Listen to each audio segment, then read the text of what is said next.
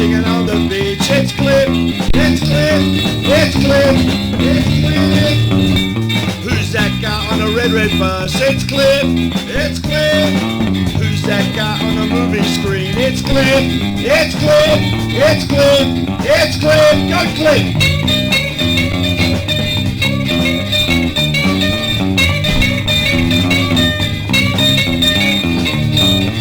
It's Cliff, it's Cliff, it's Cliff.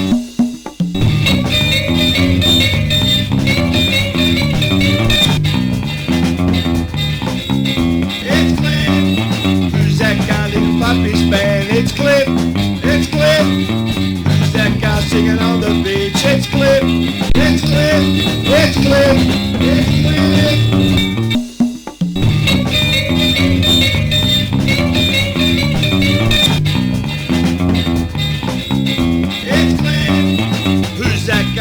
Red bus, it's Cliff, it's Cliff. Who's that guy on the movie screen? It's Cliff, it's Cliff, it's Cliff, it's Cliff. Go Cliff.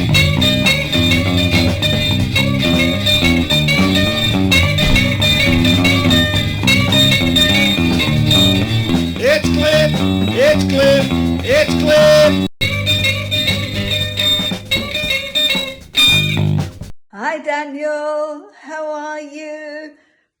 Congratulations, you've now passed 1,000 shows, but your shows are so entertaining and such fun, it's not a surprise, and hopefully you'll be having another 1,000 shows in the future.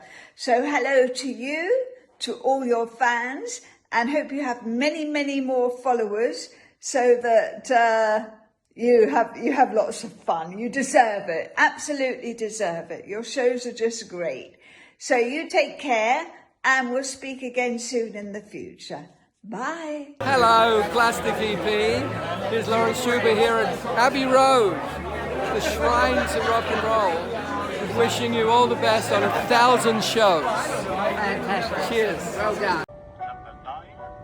Number nine, number nine, number nine, number nine, number nine, number nine, number nine, number nine, number nine,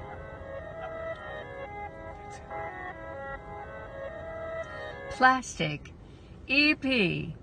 You are the king of rock.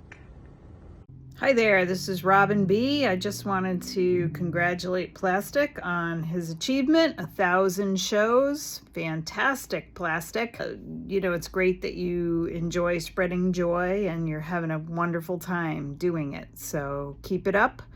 And again, congratulations to both you and to Vicky.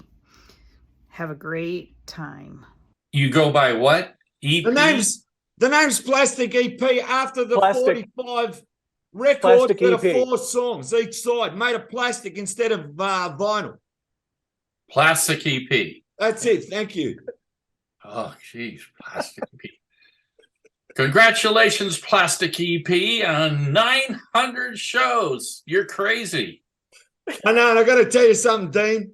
The world loves you, and if I don't play Surf City and the little old lady from Pasadena every day of my life, there's something wrong with me. You are a rock and roll legend forever. And I got to tell you, being on the Tammy show, and I interviewed Steve Binder, did the greatest movie and the greatest host of one of the greatest things ever done. And I tell everybody in the world, go and watch the Tammy show. There's nothing like that movie. And I take my hat off to you. I love you that much.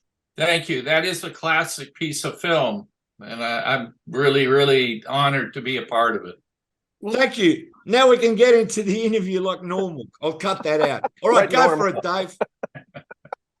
Whatever normal is. Two girls for every boy. I've got a 34 wagon and we call it a Woody. Surf City, here we come. You know it's not very cherry, it's a goldie but a goodie. Surf City, here we come. Well, it ain't got a backseat or a rear window, but it still gets me where I wanna go. I'm going to Surf City 'cause it's 2 to 1. Yeah, we're going to Surf City.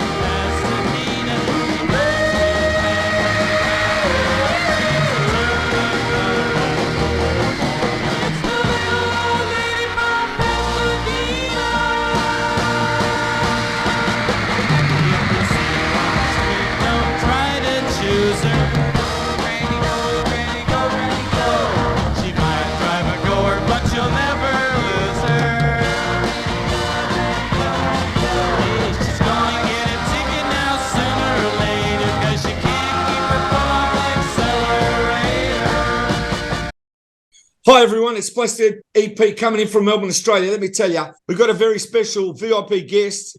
We've got Malcolm McDowell. How are you today, Malcolm? Things are good here. How are you doing? I'm doing well. Just call me Plastic. Well, congratulations, Plastic, on your 900 shows, man. That's pretty amazing. You must have had a great cross section of guests in that time, I would have thought. I did, and I've had a lot of Beatle people. I've had a lot of celebrities. Oh, she's a bad little girl, just living in a world. She drives me up the wall. I really gonna fall. Just tell her to leave me alone. 'Cause she's a bad little girl, just living in a world. Yeah, bad, bad, bad, bad girl. She's crazy, man. She's gotta leave me alone. She's a bad girl. She's up there always making problems. She's a bad, bad girl. Bad, bad. Oh, she's a bad, bad girl.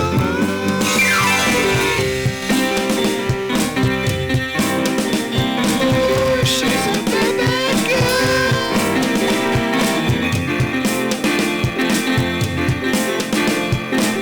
She's a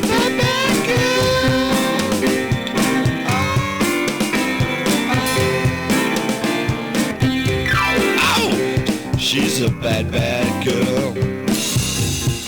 Always making problems, yeah, she's making problems.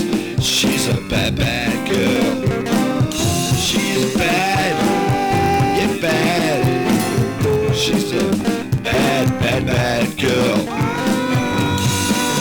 She's a bad girl living in a mad world. She doesn't leave me alone. She's crazy when it comes to talking to me, darling. She's a bad, bad girl. She's a bad, bad, bad. Yeah, she's a bad, bad girl.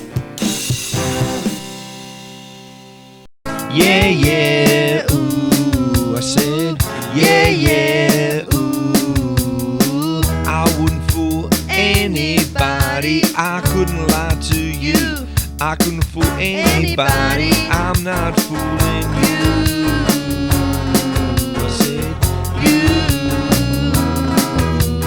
I couldn't kiss anybody. I couldn't upset you. I wouldn't kiss anybody. I'm not fooling you. I said, you. When it comes to making things better, I'm not after you. When it comes to getting things better, I'm not fooling you. No, no, no, you. I wouldn't date anybody. I couldn't fool you. I wouldn't see anybody. I'm not fooling you. I said, you. Come on. Yeah, yeah. Ooh. Yeah, yeah. Ooh.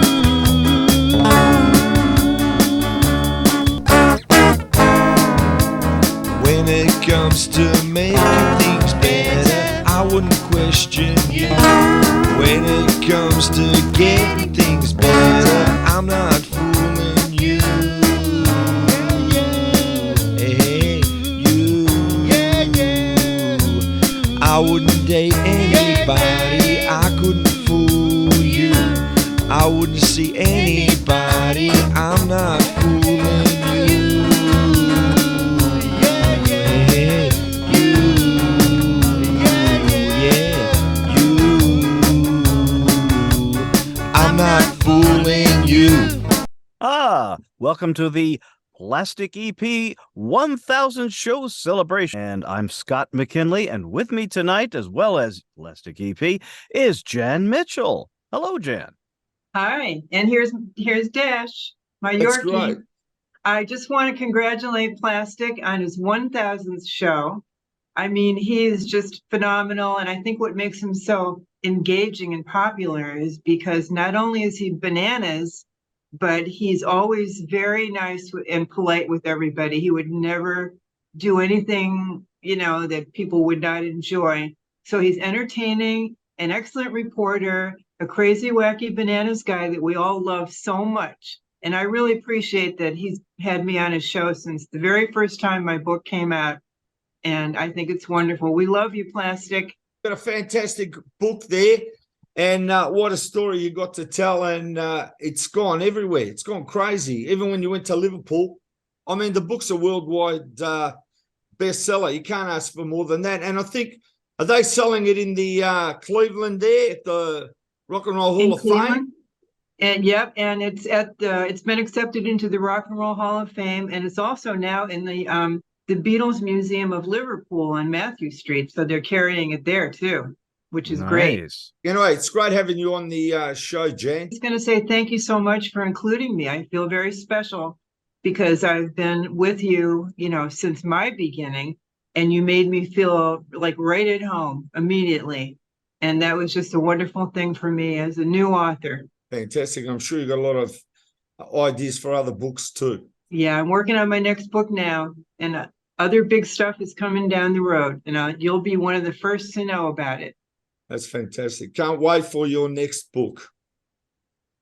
This is my book, My Ticket to Ride, How I Ran Away to England to Meet the Beatles and Got Rock and Roll Banned in Cleveland, a true story from 1964. Go and buy it, everybody. It's just a great book. Thank you. Oh, yay, Mr. Shampoo. Oh, well, cheer him on. He's got to tell a story. Hang on. All right. Well, with us right now is Mr. Shampoo. Hi, how are you? I'm very good. It's so nice to see you, Jan. You too. I love you. Wonderful. And love you too. Loves you too. Oh, he's beautiful. Well, we've got some new friends joining us right now. With us, we have Georgina Paris, along with a friend of hers named Nathan, I believe. And then Mr. Ed Rising has joined with us right here. Happy 1000 Plastic. Thank you. It's great to be here. Okay, yes, this is my good friend. I'm Gary Rocket from England, and I connected with him because of my music, and he helps promote my music in England. So anyway, he was in the area. His son lives in Canada, and he came out to visit me. So he's here for the night with his wife. So it's great visiting, and we're talking about your great show. And I told him it was your 1000th show, and he wrote a little blurb for you. He's going to read that to you. It's a pleasure having you aboard. It's a pleasure, and thank you very much for letting me come on to your 1000th show. I just put this together. I'm well known in the UK for putting some words together, making a bit of poem. Just a little ditty for you. Here it goes. Plastic is fantastic. He's not made of elastic. He stretches through the realms of music and artist vibe, keeping us all happy with his jive. Now, man alive, it's his 1000th show. Congratulations, I say keep going, man, go. Fantastic. I enjoyed that. Wow. And people have called me elastic, so that's pretty good too. Gary is connected to some radio stations. Yeah, tell us the radio stations there. Epic Radio, 365 Radio, UK National Radio. There's quite a few. If I've left anyone out, don't worry, because I'll remember another time if there is another time. Thank you very much for letting me be on the 1000th show. And we'd like to welcome to the show right now. We've got Mark Arnold with us and Natalie Palumbo, I believe, from New Jersey. Hello. Oh, hello. Now, listen, while we're all together here, I just want to say, Nathan Lou, who's been with me, is my right-hand man, and a lot of people know that. And I love all of you for supporting the show. Like Mark Arnold has been there. Ed, we pulled him out of obscurity, right? He was just a fan. I said, come on, do the show. And whatever I say, you've got to do the publicity on the spot. And he did, and he just achieved so much. And he's got his own Podomatic podcast. And what we want to do is we want to hear Nathan Lou, because I'm honest with you, Nathan Lou knows me inside and out better than anyone, because when I'm a mere mortal, he's talking to me. When I'm Plastic EP, I'm something different. And he's got to differentiate the real Plastic EP. Isn't that right, Nathan? You just tell him what you want to tell him. To the world, Plastic EP, his mission was to report pop culture, and he's done that. And basically, I contacted him through my Beatles tribute band, and we became friends. And basically, single-handedly, he does all his shows and editing and all the ideas and the people that he meets and authors and pulp culture is something that's going to be preserved. And when we're all gone, these shows are going to be shown and pulp culture is going to be reported, correctly. And there's nobody on the on anywhere like Plastic EP. There's only one Plastic EP. It's hard to be him and it's hard to copy him because you can't copy him because he's just an original guy. And that's what I gravitated towards him. And I'm just saying it like he's the only human on this earth that is fueled by these glasses that he's wearing right now. He'd be in a panic if he didn't have them. And there was a period where on the show he didn't have them for 2 weeks and it was a secret, but I knew. And he struggled. he struggled. But there is nobody like Plastic. We love Plastic. He's done his job as a pop culture. He just preserves it for all of us. He's done so much for all of us. He's created all the shows, and people like Charles Rosenet, Chachi LaFrette, and all of them. If I missed anybody, they all support him. And you don't get people supporting somebody if they don't believe in him. And Plastic EPs, there's only one person like that. And I don't have all night to tell you guys, so I only told you a little bit. But when we talk, it's just like talking to you right now. But when he puts on the glasses, I'm telling you, he becomes Plastic EP. As simple as that.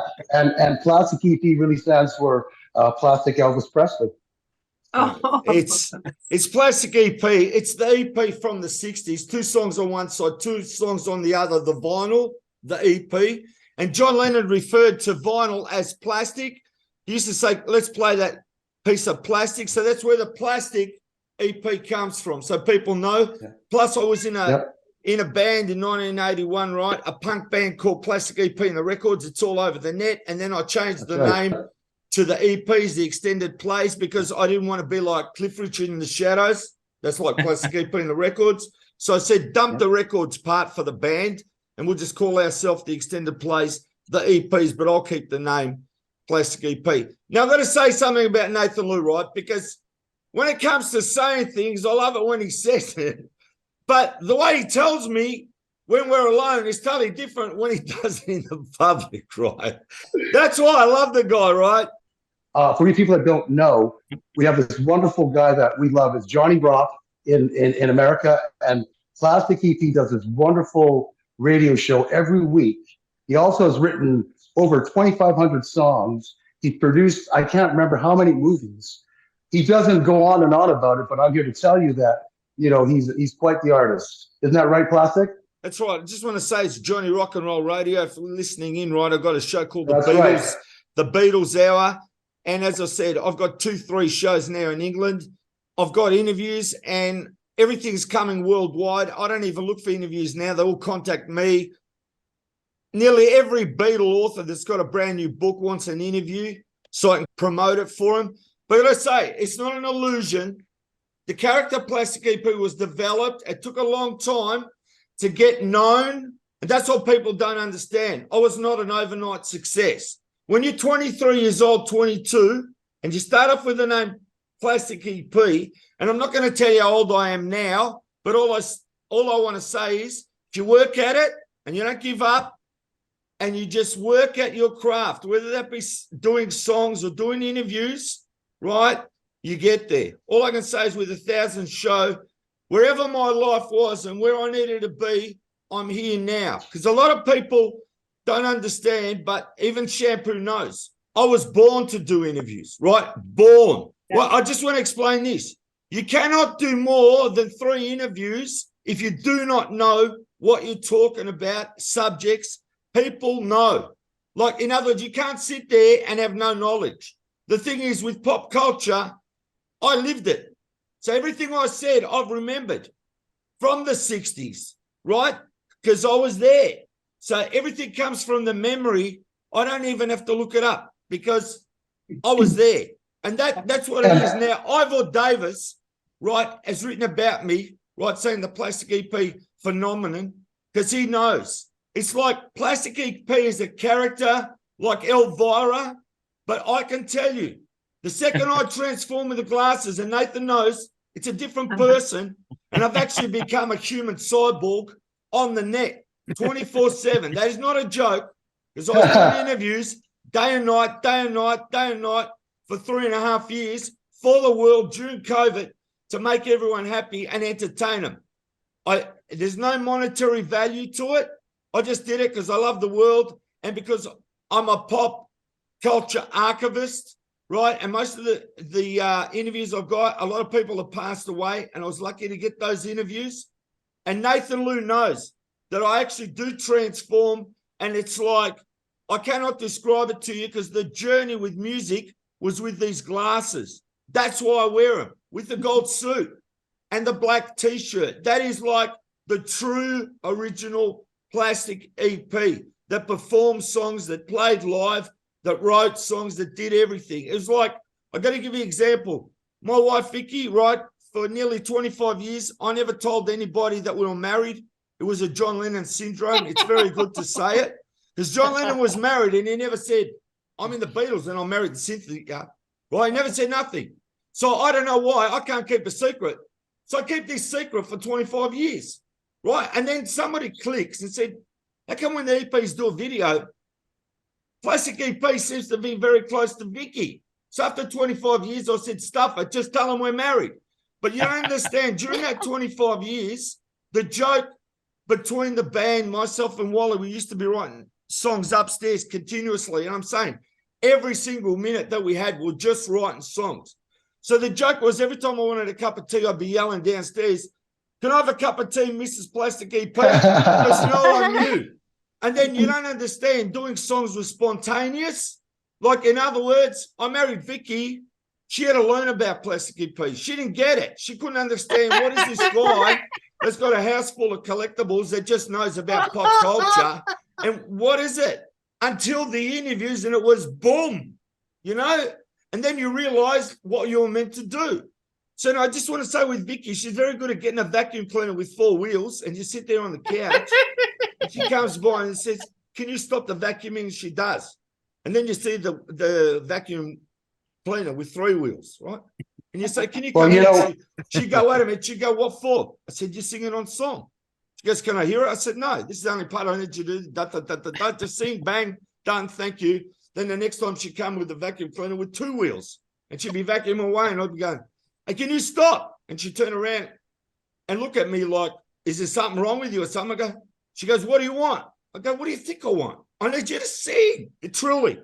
This went on for years and years. No matter what she was doing, the second the song was in my head and we were recording it, I'd call her and she'd have to leave what she's doing and come and do the songs, because I made sure that every great song that I wrote, her voice is on it, right? And that, make no mistake, even Hey Bananas, You're Groovy, the song that took me from here up there, that's the song that did it. Didn't matter I wrote 2,400 songs, right? I remember it. I got to say this. And I said, we went to America. We went to the Walk of Stars, right, Hollywood Boulevard.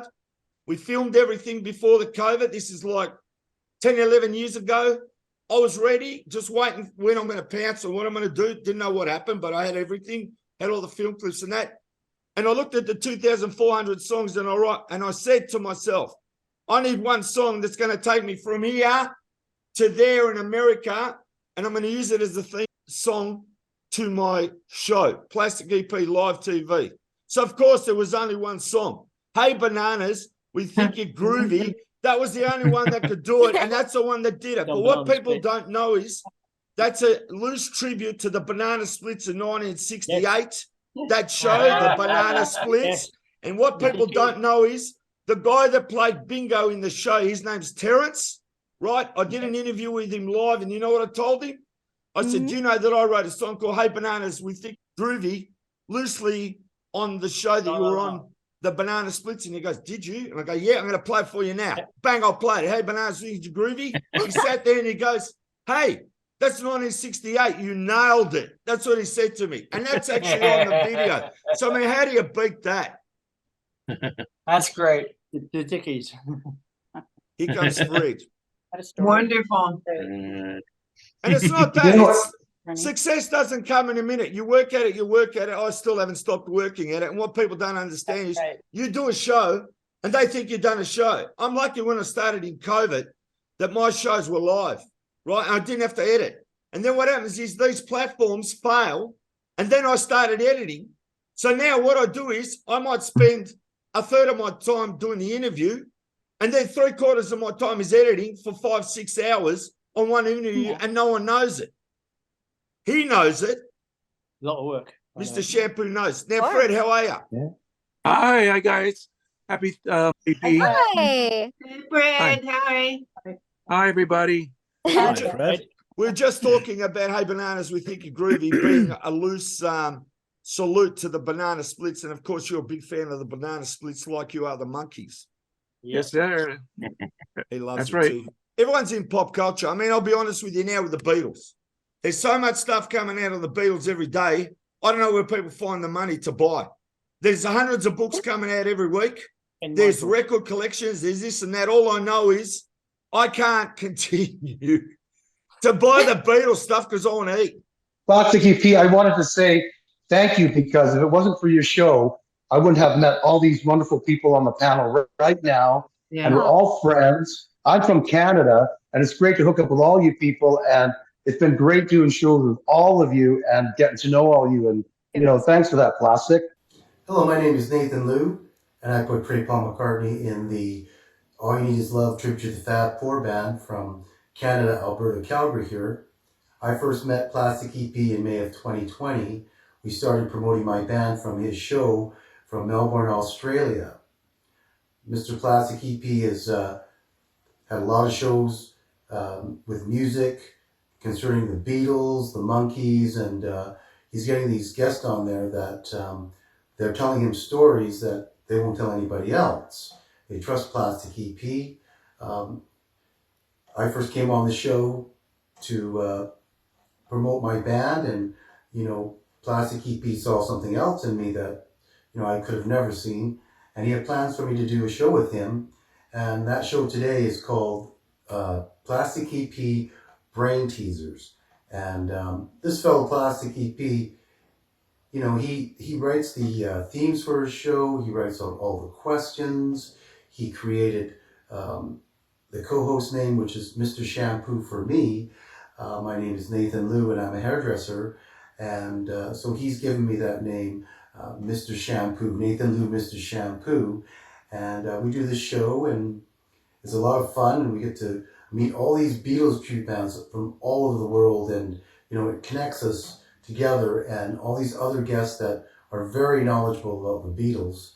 And Plastic EP has been around since 1979 with a band of his called Plastic EPs, and his calling is to do these internet shows. I mean, you'd swear that he's broadcasting from Mars or something like that, because there's nobody on the internet that's doing what Plastic EP is doing. On his show, there are no commercials or executives telling him what to do. He totally creates all his shows, and he does it purely for entertainment, and he's not interested in being paid to do it. He likes to entertain people at home, and we love you, Plastic EP. God bless you. Thanks a lot. It's great to be your friend. Daniel Costin, I want you to know, Nathan Liu might be my right-hand man, but you're my left-hand man, because you're so level-headed when it comes to things, and the things that we've been through is unbelievable, and your personality, and when you do your intro, I'm Daniel Costin, you aren't, right? And that cuts me up. Right, can you do one of those for everybody? Good evening, everybody. Welcome. Hello, all the way from Charlotte, North Carolina. In the middle of the event, I'm Daniel Costin, and you're not. This is the Plastic EP Show. Now, I just want to say, Daniel, you've been on the journey, being a rock photographer, being a journalist, and being an all-around great guy. And I just want to say, the interviews you and I have conducted, they've blown your mind, haven't they? And which is the one that blew your mind the most? I'll still say Ethan Russell. That was a conversation with my childhood. I wanted his gig since I was 4. So, yeah. I just want to say something. I'm going to show you a bit of that now.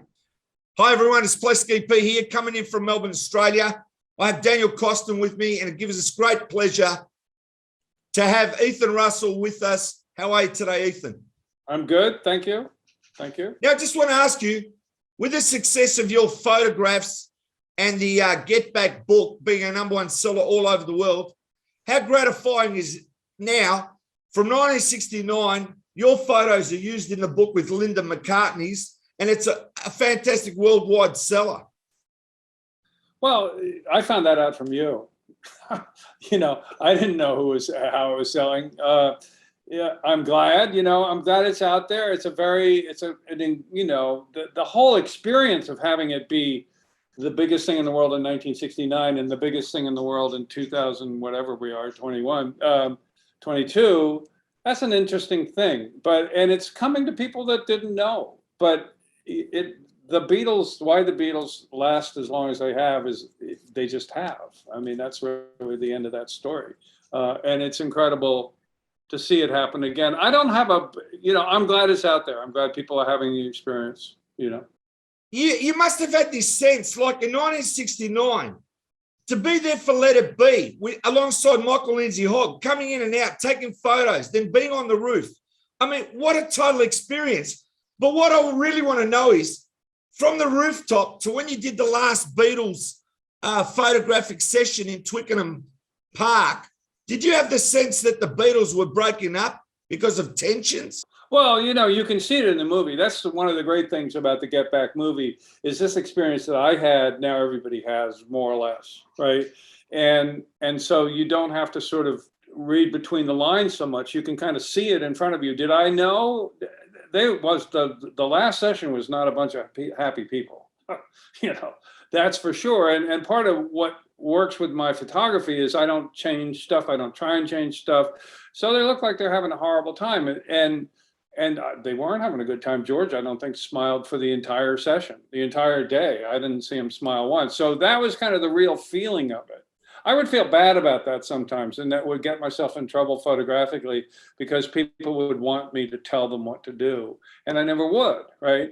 And because it felt too weird. I mean, why am I telling the Beatles what to do, right? But the net of it is you can see the pain, and people weren't happy. You know, John was out of there, Paul was there. You know, it wasn't fun, and yet interestingly, I did this one shot where I sort of thought, well, I'm going to tell them what to do, right? And this is weird to me even today. And I don't know what it was, but it was kind of like what they did for Magical Mystery Tour. It was kind of like the four people lined up and, you know, doing a high step.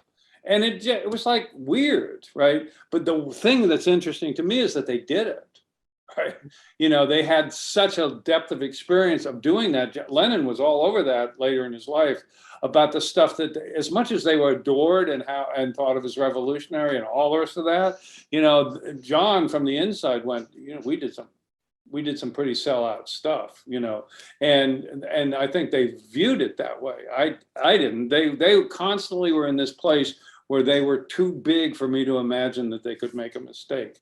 And there was a lesson in that, right? But that's the way I looked at them. How could the Beatles make a mistake? You know, how's that possible, right? But I don't think that's what it looked like from the inside, looking out. For me, going back to Get Back / Let It Be, they originally offered you a day, I believe. According to, your book, Dear Mr. Fantasy, was a big influence on me growing up in terms of knowing the business of rock and roll photography. And you said that they had offered you a day, and you said, no, I want 3. I don't know where it comes from. I have no idea. If I think about it today, I think that's insane, right? But I said that, and that was the right thing to say, because that gave me enough material for when they came back and saw him again to understand what I was doing, right? And all of that stuff, I mean, it was such a different world. It's not like today where they're going to give you 8 minutes in this corner, which is the extension of that same idea. You know, you don't get anything. It's a complete bullshit control thing that serves nobody. Right. Correct. Except potentially the people who are trying to control merchandising, and I don't think it serves them. Anyway, so I said that, but I don't know where I got it from. You know. Well, I've always said the camera kind of galvanizes you and gives you confidence that you may not have if it wasn't in your hands. I've certainly found that in my life. And do you know how many days you end up doing on the Get Back sessions? You know, including just through the roof, basically, right? Not including the last session, right? I'm going to say like 13 days, but I'm not totally convinced of that number, but but they were in and out of Apple. It's interesting, in the Peter Jackson movie, the second day of shooting, where he sings Let It Be, where he does the ballads, where it's downstairs and it's dark, it's not in the movie. There's like 9 hours. And Let It Be is not performed as it was performed for the companion piece to the rooftop concert. Where'd it go? It's a good question. Wow. Right. Why not? I mean, one thinks, not to second guess anything anybody did, it was such a big project, and there's no second guessing Peter Jackson, certainly. But I think it's down to show business. It ended on this really high note. Yeah. Right. And so it's sort of like, okay, we're gonna wave and say goodbye now. But all of that footage for all of the 8.5 hours, that footage isn't in it. I got to say, with Michael Lindsay Hogg, to me, the man is a genius to get everything down in 1969 so that Peter Jackson can do what he's done now in 2021, 22.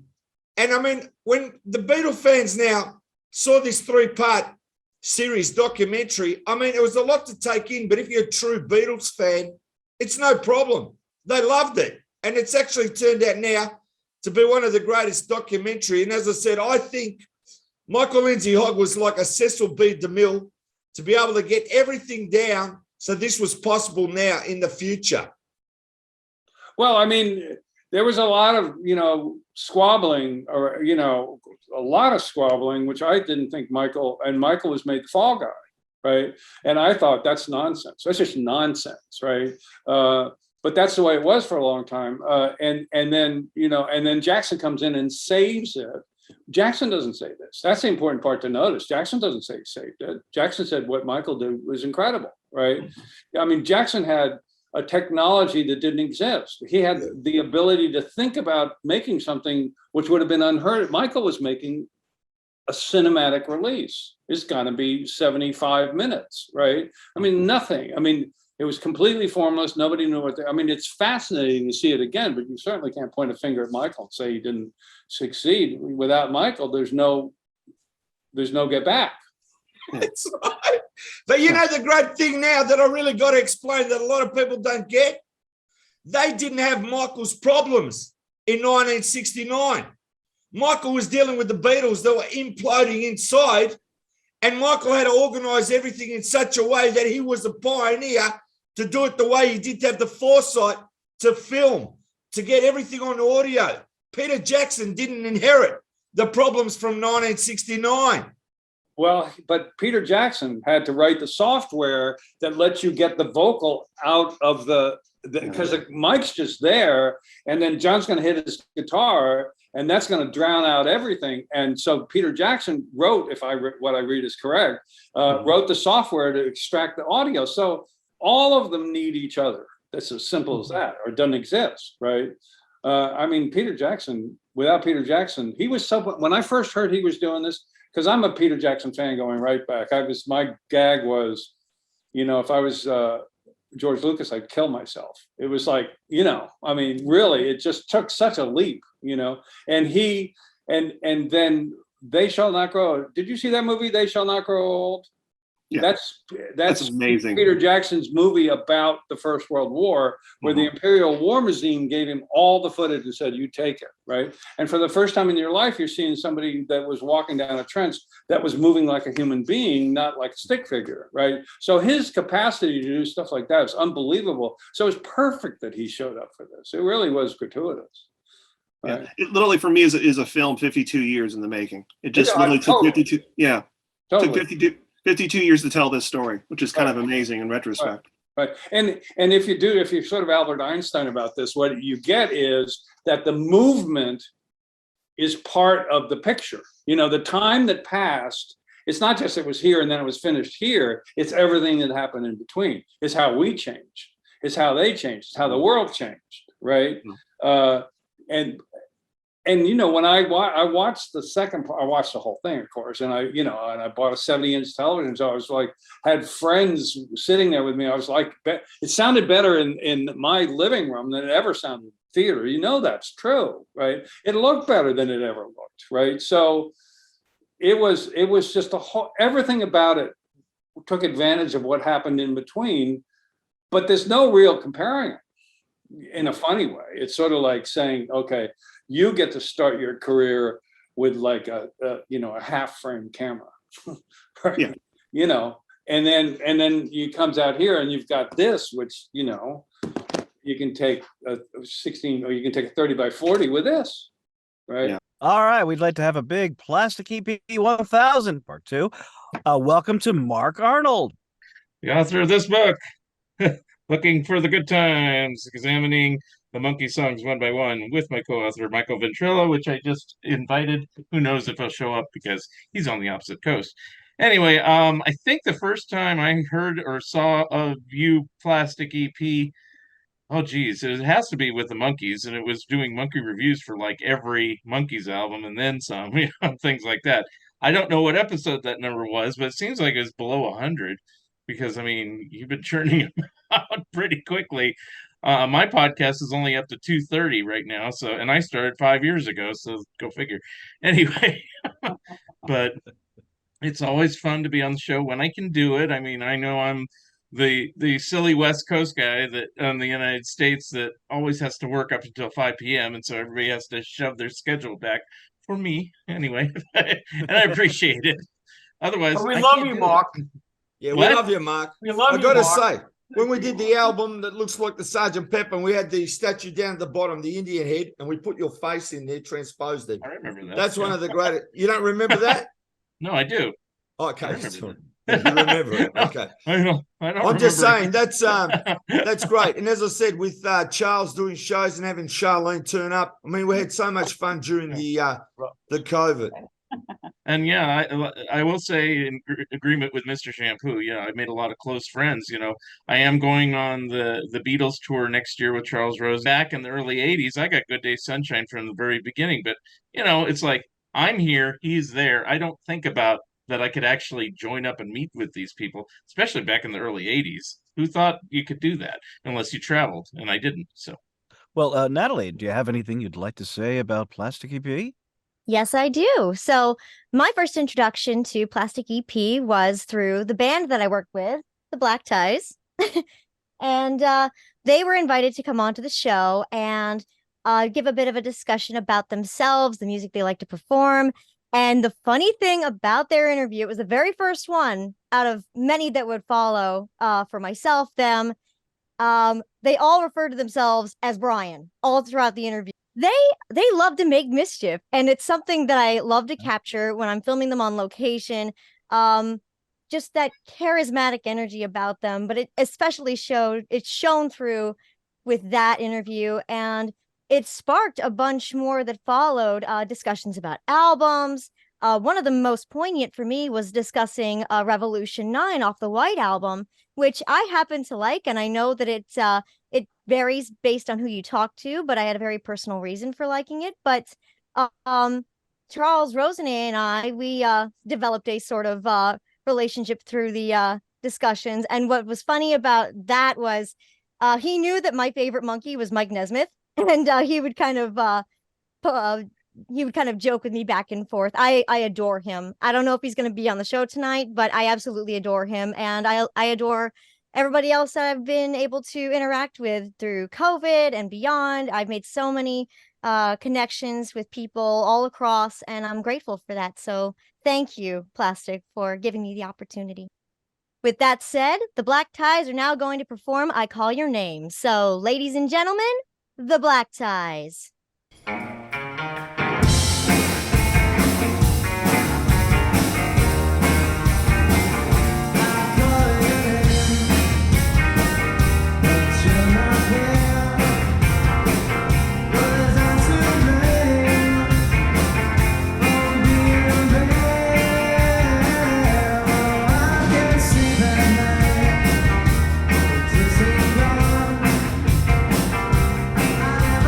We've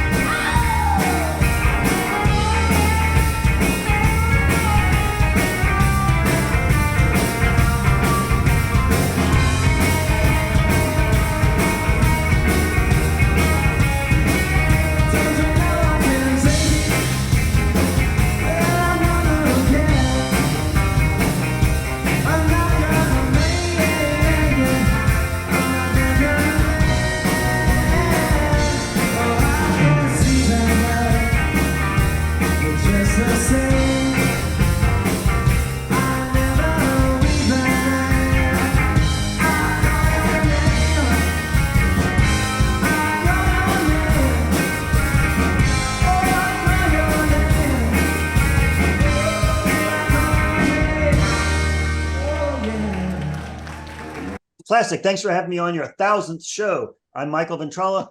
As you asked, I'm going to tell you about my new book, The Beatles on the Charts, which is available anywhere. We go through all the charts and talk about every single song that ever made the chart from the Beatles and the solo years. Hey, it's great to be with Plastic EP. Plastic EP is like the most interesting person I've ever been on the internet with. He talks to so many people, and it's really great to hear his accent. Okay, and Ed Rising, would you care to chip in with something to say about Plastic EP? Thanks, Scott. How are you, everybody?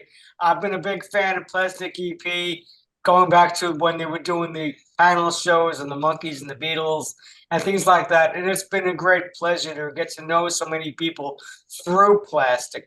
And because of Plastic, I got to be on his show. And then I got to do my own podcast because of him. And I've made all these friendships, all the people that are on the show today, and so many others who have been on in the past and over the last couple of years. It's been a great experience, and I thank you, Plastic. And 1,000 shows is great, but you know what? I've tied my shoes over 1,000 times, so I mean, it's okay. But anyway, we love you, Plastic. Thanks, Ed. And I love it when you talk about Vicky. Cracks me up. All right. Well, Georgina, would you care to talk about Plastic EP? Well, I was introduced by Plastic a little over a year ago by Kathy Carlson from Gemstar Records. I'm sorry. So anyhow, I had my first interview with Plastic. I have never had an interview before that. I had been doing music for a few years, and actually for 30-something years, I was a musician, but had to teach for 34 years and went back to my roots of music. So when Kathy had mentioned, hey, you have to meet Plastic, I said, oh, that sounds like an interesting name. And I wanted to know where he got that name. And now I know. So I was on his show, and within a year later, so he asked me to be a permanent part of the World Pop Culture Report.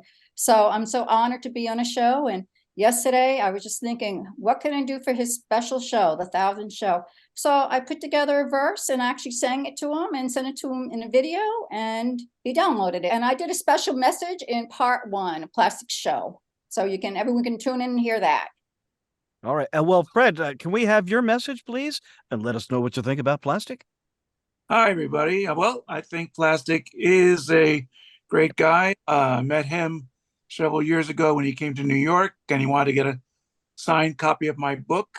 And I was more in my first Monkees book, and I was more than happy to oblige. We had a nice dinner near BB King's in New York City, which sadly is not there anymore. But I have good memories of being there with Plastic for the first time and being on his show, talking about my books, talking about the Monkees and other celebrities and memorabilia. So I thank Plastic for the opportunity to meet so many wonderful people online and throughout. So Plastic, great 1,000 shows. I have another 1,000 on me. I just want to say Fred was so close to the Monkees that when they got their Hollywood star on the Walk of Fame, he was there, and he's got probably the only picture of himself with the Monkees. Show that photo so everyone knows how much of a big fan you are. And that was, and that was thanks to Peter Talk that you're in that photo on their very special day, getting the Hollywood Walk of Fame star. Nice. Exactly. It was a great time. Something I'll never forget, and I'll always thank Peter Tork for this fantastic moment. Well, I just want to say from Plastic EP, and I mean it sincerely from my heart, if it wasn't for everyone around me that supported the show, it wouldn't be the show it is. And I want to thank you, Scott. I want to thank you, Mr. Shampoo. I just want to thank Georgia and Gary Rocket. I want to thank Fred Velez. I want to thank Mark. I want to thank Nat. I want to thank Ed. I want to thank Daniel. And I want to thank Michael. And as I said, Scott, I want to thank you too of the Plastic EP 1000 show celebration. And I just want to say to the world, I love you. Plastic EP from Canada and from the band, happy 100, 200, 300, 400, 500, 600, 700, 800, 900, 1,000 show. It's been a ripper. Hello, everyone. This is Gary Van Syok from the Plastic Ono Elephants Memory Band. On this week of remembering John's 80th birthday, I'd just like to say hello again to my brother Plastic EP. What do you get when you take Plastic EP and the Plastic Ono band together? You get Plastic Brothers. Anyway, Good to see you again, Plastic EP. Good luck with your next project. Thanks for all the promotion you've given me in the past few months. Again, I'd like to show my book, which is Shortcuts to Improving Your Bass Playing, and my latest CD, Pop Goes the Elephant. All of this is available on my website, www.garyvansyock.com. Again, much appreciated. Wish you all the luck in the future. Over and out. Hi everyone, it's Plastic EP here, coming from Melbourne, Australia, and I've got two fantastic guests. I've got Freda Payne. She's the queen of song, and let me tell you, they love her so much in Australia. Her song Band of Gold was the biggest song of the 70s, make no mistake, a #1 worldwide hit all over, and now she has a fantastic book written with the fabulous Mark Bago. It's Freda Payne, a memoir, and it's available November the 2nd. It's all available on Amazon, Booktopia here in Australia, even on eBay, they're taking pre-orders. And let me tell you, Freda, it's such a pleasure having you on the show, and you as well, Mark. Thank you. Thank you. Thank you so much. I heard so much about you. Now, It's all good. It was all good. now, Freda, it's unbelievable how many fans you have, right? The new generations of fans. I'll give you an example. Last night, I sat with my wife and I went to YouTube and I watched these fantastic concerts that you did. For example, the one you did where Sir Cliff Richard introduces you. The other one that I really liked was the one where you're on American Idol and then comes Thelma Houston, then comes Wayne Casey. Yeah. I mean, Oh God, you mentioned 3 dynamic, let's say standout moments. Working with Sir Cliff Richard was really, oh God, it was wonderful. It was better than wonderful. It was one of the best tours I've ever been on. And he's like an angel. Working with him is a dream. He's such a gentleman. And I just love work, and I love his work, his performances, his vocals, and he's all of that. I give him a 10. and you know what's really a standout? I want to get into the book, but before I do, I also want to say, you know, the great thing about releasing your single Band of Gold on the 25th of April, 1970, it's pre-disco. So what happens is, when it comes 76 and 78, you're up there already with the disco. I remember going to the discos and then playing Band of Gold. So, I mean, how great is that? Oh, it's fantastic. You know something, when I first recorded the song, it was in Detroit, you know, I was working, it was produced by Holland Dozier and Holland.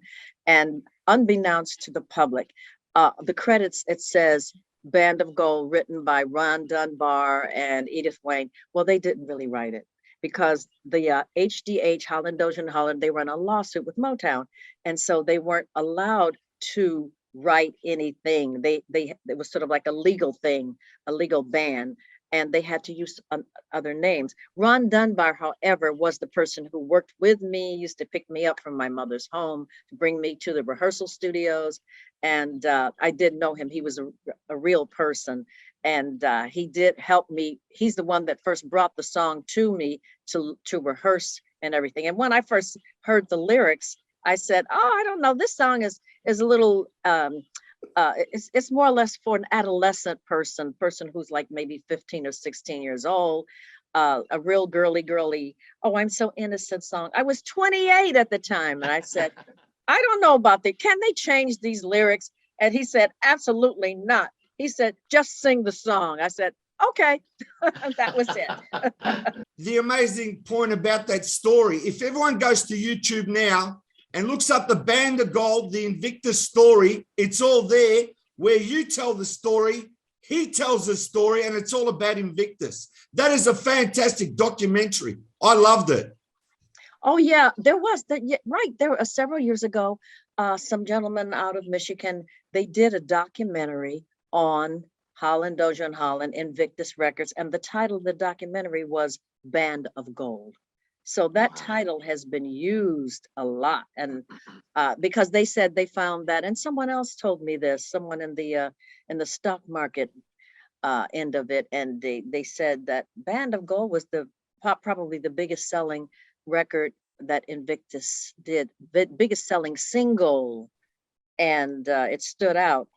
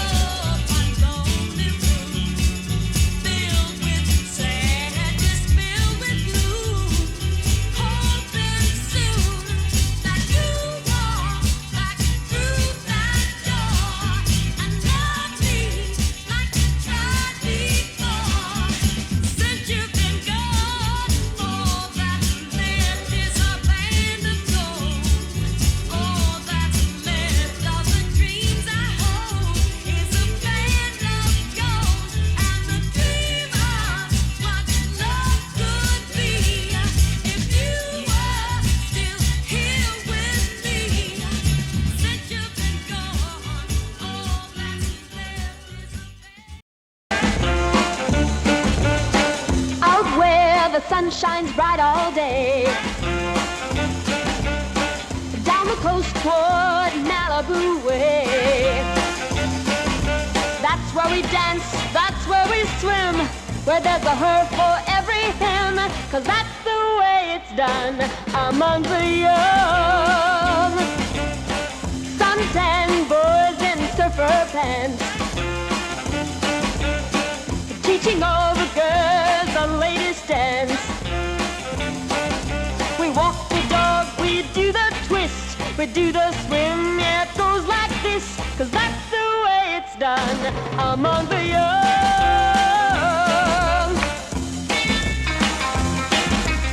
Hi, everyone in the world. Let me tell you, I might interview celebrities every day of the week, but Donna Lauren, for us, is like the VIP of celebrities, because Terry and I love her so much, and this affection that we have is unbelievable because she is a superstar.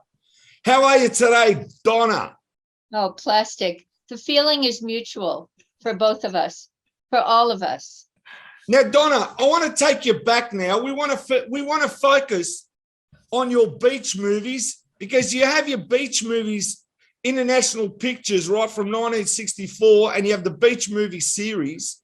And I just want to say that went along with your singing career, which was unreal for that time, Terry, because you got to understand something. In 1964, the Beatles are the biggest things, right?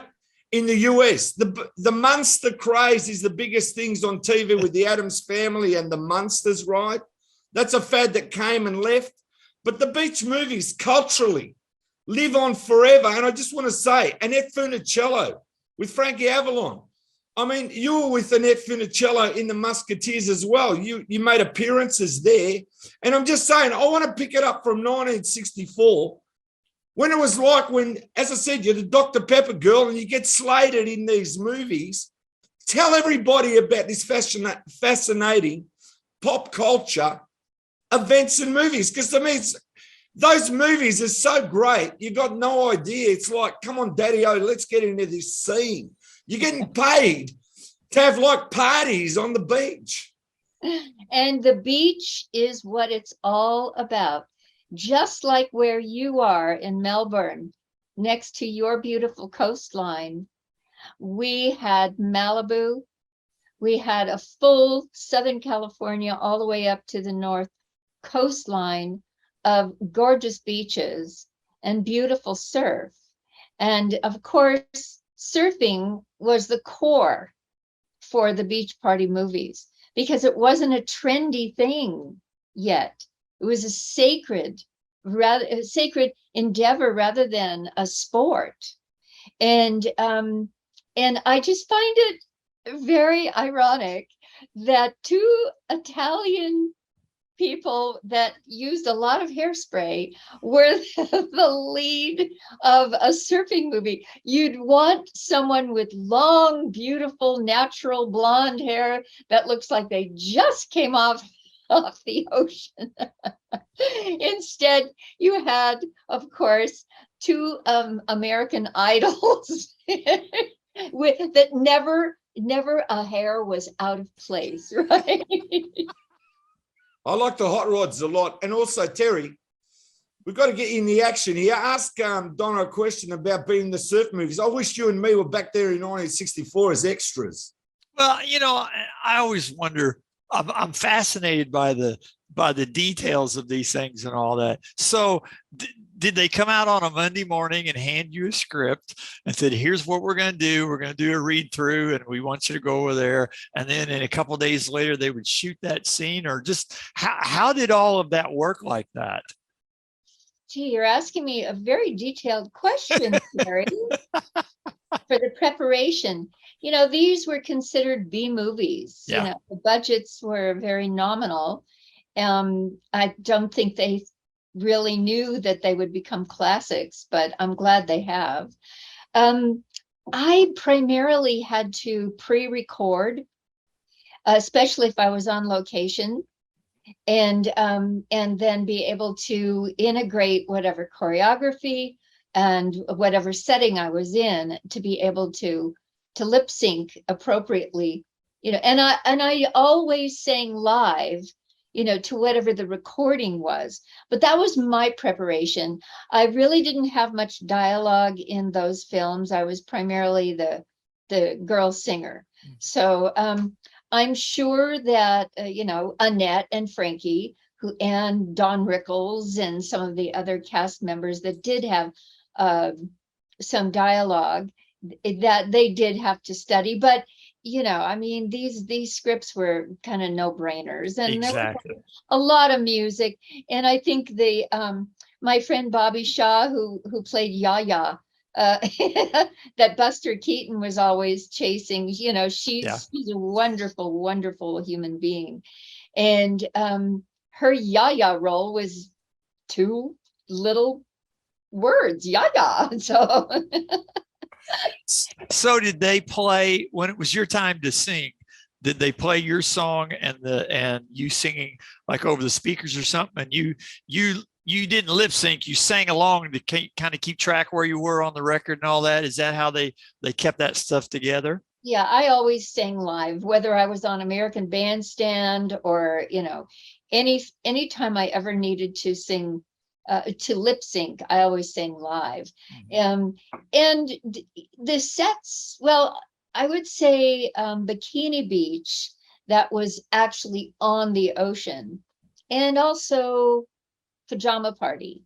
Those two had to have speakers set up outside, and then you had helicopters flying over, or you had a plane flying over. And so sometimes, you'd end up with a pretty bad sunburn because you had to wait for all the extemporaneous noises to be gone before it's your 3 minutes of, in the sun.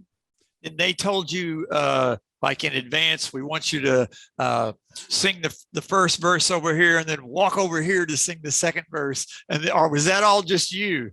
That would. I think a lot of us were hired because there was very little direction needed. Gotcha. I get it. So if you walked over and picked up that bottle of Dr. Pepper, that was your choreography doing what you thought was the best. Well, the Dr. Pepper part, not exactly, but yeah, the singing of the songs, absolutely. Yeah, that's great. That is great. I think, although maybe one exception, I really didn't know that I was going to be sitting next to a fireplace holding a hot dog on a stick. So that was a little spontaneous for me to react to, but but it worked. It all works perfect in that. But also you got to sing and dance, Terry, in a bikini. It doesn't make it any easier if it's very, very hot. It's not like, in 1964, I mean, as I said, that was like the in scene. They didn't know that they were doing like the in scene, and this film would be shown in Australia that's going to influence people that are on the beach here and they surf and they don't know what's going on. But now, hey, look at these groovy people in America. Is that how they party on the beach, For us, we didn't have that identity, as I said once before. But after the beach movies came on, it was like, let's go, daddy-o, let's get the station wagon, put the boards on, get the esky, we call it esky, right, which is a little fridge, throw all our drinks in and just go out and party in your bikinis and turn on your radio and just sing. That's how much of an influence it had here, because our coastline is always beautiful beaches. I can't tell you what it was like in 1964. I mean, I was only 6 at the time, but our culture is the beach. And what a wonderful culture that is. Oh. And I do want to tell you though, if you look at my scenes in those movies, I never wore a bikini. Yeah. That was in my Dr. Pepper contract, that I could never wear a bikini. As soon as I could wear a bikini, I haven't taken it off. So I'm just saying, that scene where you're wearing that red outfit under that big shed where everyone's dancing around you, are you wearing a dress? No, I'm wearing a one-piece. One-piece bathing suit, Okay, one-piece bathing suit, got you. How do you think the real beach culture, the kids who were there, not the kids on the film, the kids that really were in the beach and all that, how do you think they looked at those movies? Did they just roll their eyes and go, what's going on here? Because this isn't, or I'm just curious how that went over with them. Are you saying that when we were filming? Yes, and afterwards. Yes. Yeah, well, the areas that we shot were cleared. So there were no pedestrians. But when we traveled to promote the movies, I may have shared this with you before, that many times people had never seen the ocean. This was their first experience. And it was overwhelming because of the way that it was presented. It gave them that kind of, virtual experience. And maybe they never will see the ocean for real. Maybe that's the only experience they'll ever have.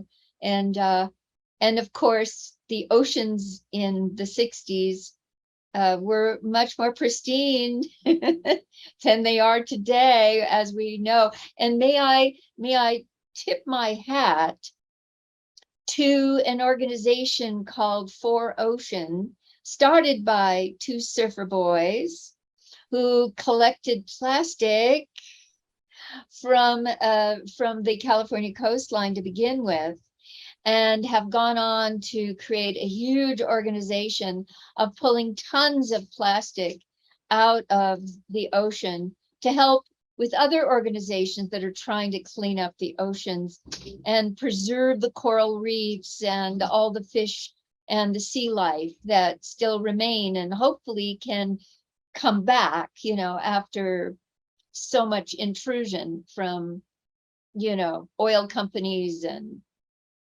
toxic waste and so forth. Do you want to make it big in the music business? Do you want to make it big in the music business? I said you gotta make it big in the music business. 5 gold records and 2 number ones, 2 black Cadillacs and you're in fun.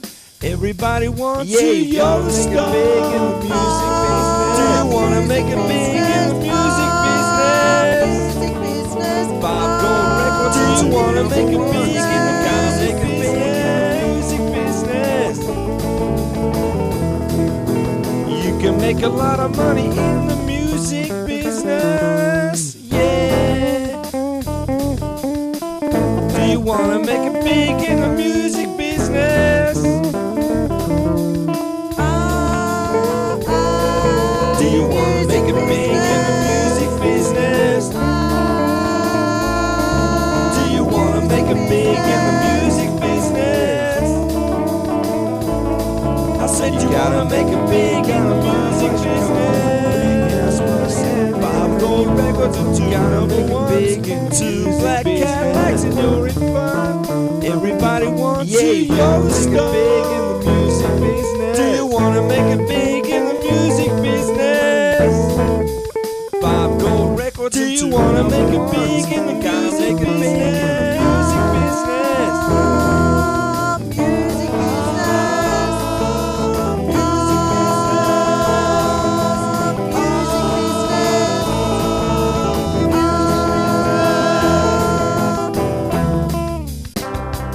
Let's find a new girl. Let's find a new girl. In Kansas City, I hear she's pretty and really fine all the time. In Oklahoma, I didn't really know her, but I thought she was mine. Thought she was mine. Let's find a new girl. Let's find a new girl. In South Dakota, I didn't really order myself someone new. I thought I knew her, but I didn't.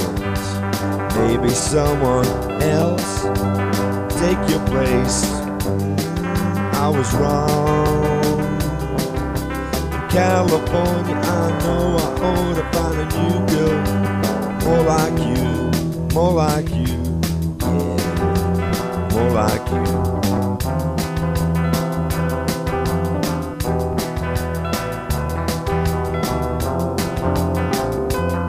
Let's find a new girl. Let's find a new girl.